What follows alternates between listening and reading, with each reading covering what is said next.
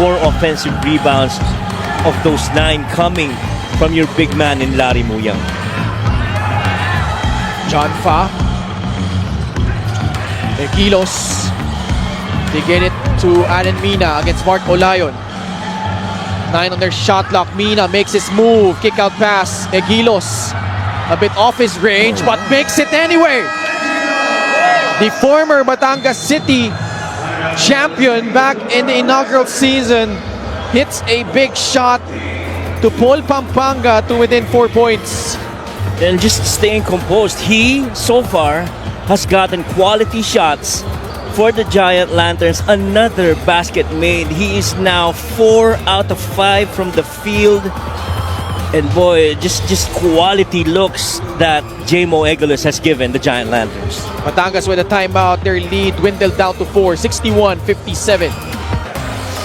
Si Maris Victorio ay hindi mapakali dahil itong Pampanga ay nagahabol just down by 4, 61-57. By the way, the previous 5 meetings, Coach Mike, nitong dalawang kupunan na ito, Pampanga has won 4. They are 4-1 overall in the MPBL against Batangas. But by context here, the last 4 games were played in each of the home courts of the respective teams.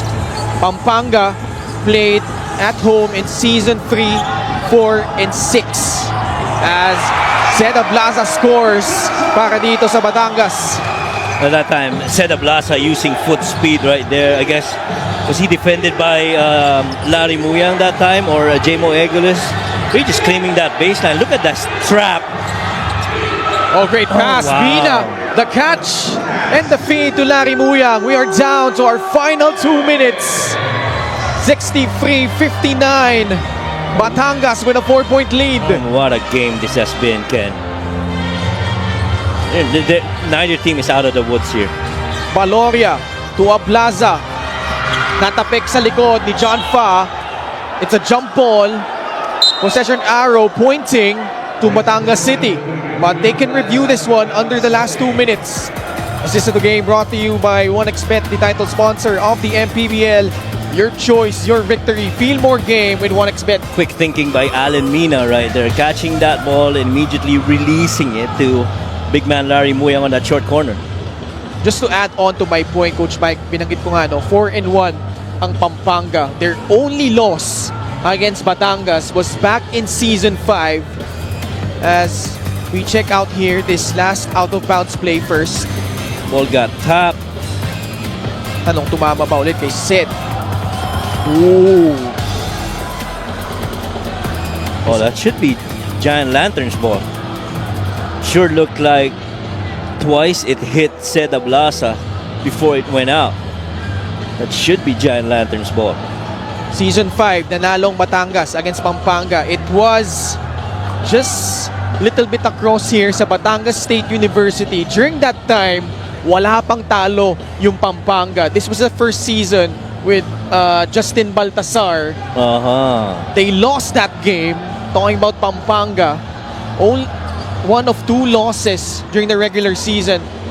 The one against Makati, that was in Muntinlupa naman. So they lost to Batangas and Makati in Season 5. Ngayon, ang Batangas may pagkakataon na naman na makaisa laban dito sa Pampanga here on their home turf. This time dito sa Batangas City Coliseum. Yeah, that's right.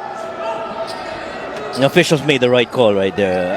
It sure looked like it was touched last by Seda Blaza.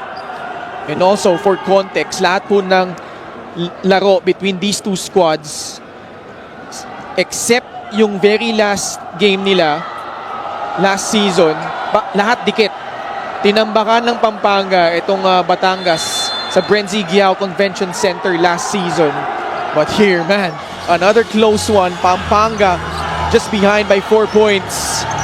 Olayon has played almost the entire second half, now trying to guard Alan Mina.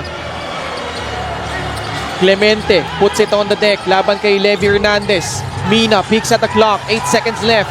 Allen makes his move, Ablaza switching on him. JLC for free, no! Valoria grabs the rebound. Wow, look at the control off the boards And they're going to use a little bit of clock here, considerable. They are up by 4. Valoria for free. Clemente with the rebound. Pagkakataon para sa Pampanga. Mina saves it. Muyang falls down. Clemente able to get it. Still a lot of time if you're the Giant Lanterns. John Fa. Clemente. 6 seconds left on their shot clock. Wow, this defense. Extra feed. Clemente again. Wow. A massive shot from downtown from John Lloyd Clemente. How about the quick decision of John Fa not to take that shot, not to be tempted to attempt at all, and trying to find the better guys to shoot the 3. Pressure right here. Oh. Valoria turns it over. Pampanga basketball with 18.5 seconds remaining. What a sequence. In the last 2 possessions, you see this here. Clock was winding. Mina had to kick it over to John. John decided not giving up to JLC. He's the better shooter than me. And he knocks it down. What a game. Struggling all game long. John Lloyd Clemente with that booming triple. And here, Pampanga able to get a stop, forcing a turnover. They get the ball back. But what you love about that defense of John Fa, he was single coverage against John Valoria. Let's listen in. 14? No, what? 14? No, all court, down ball, hey. Archie, Clemente normal. Stop. You are here, pa. Coach. Normal. Okay, nako natin. Okay, guys, pressure natin, pressure. Lahat, rebound. One stop na lang tayo. Open the ball.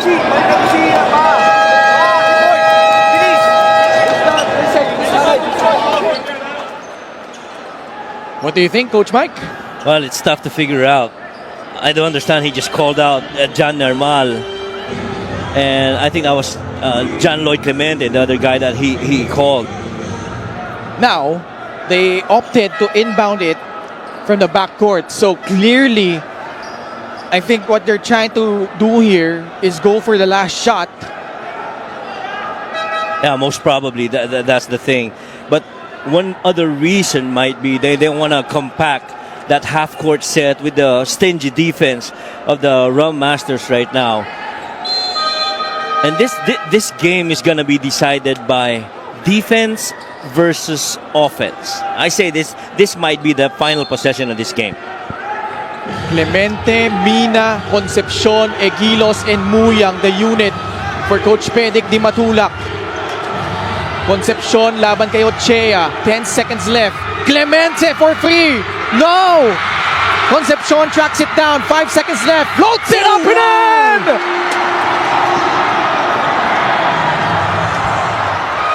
Batangas still has a timeout with 2.7 seconds remaining.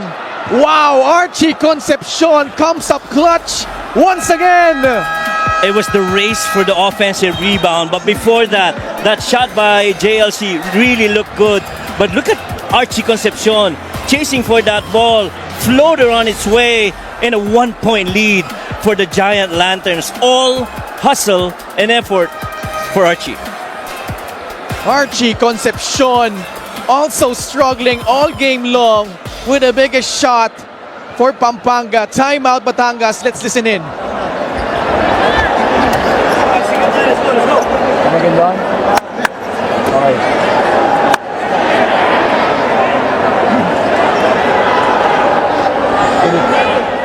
Process no. Kay normal daw, kay normal. Defensive player.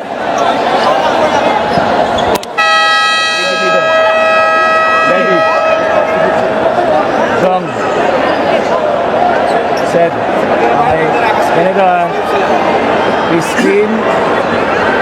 Ito yung crucial dito. Kailangan makuha yung bola dito. Tama? Ayun. Pag nakuha yung bola, spin. Go. Meron dun. Nothing happens there. Walang pase dito. Go, Jong. Yan, matay ka na. 3 seconds, 3.9 seconds. Guys, extend. Oh boy. Again, I'd like to say it's tough to figure out what they discussed, but it sure looked like if that first look is not available, they're gonna have a second option to look at. But the thing is, you only have, how many seconds do we have? 3? 3.9. 3.9. Also, important to note, Pampanga is not yet in penalty. They still have 2 more fouls to give. Now they recalibrate it to 4.1 seconds. Panyamogan, Hernandez, Ighalo, Paloria, and Ablaza, the unit for Coach Cholo. Ablaza catches the cut. Hernandez lays it up and in!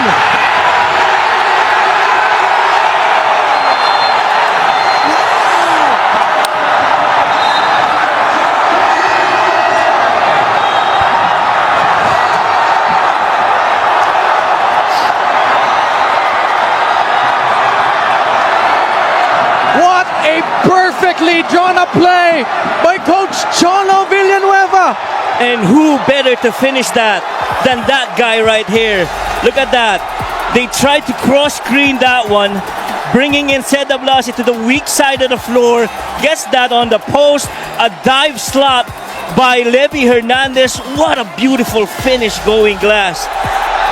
That play is very similar to what's called a Brad Stevens winner play. Instead, they tweaked it. Instead of a 3, they settled for this drive by Levy Hernandez. A beautiful execution by the Rum Masters.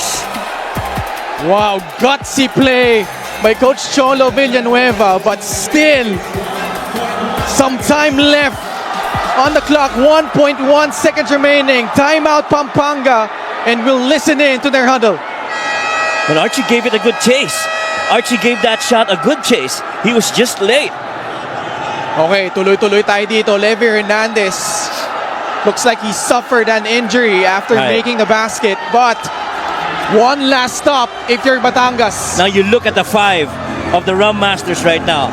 These are all defensive. 5 players on the floor for the Rum Masters. Odil Arim, Don Ochea, King Importante, Kenneth Ighalo, and one of the best inserts in this game so far, Mark Olayon. Nermal will trigger it in. This is gonna be either a catch and shoot or a play going to the basket. We still got time. Nermal. Muyang puts it up. Batangas City survives.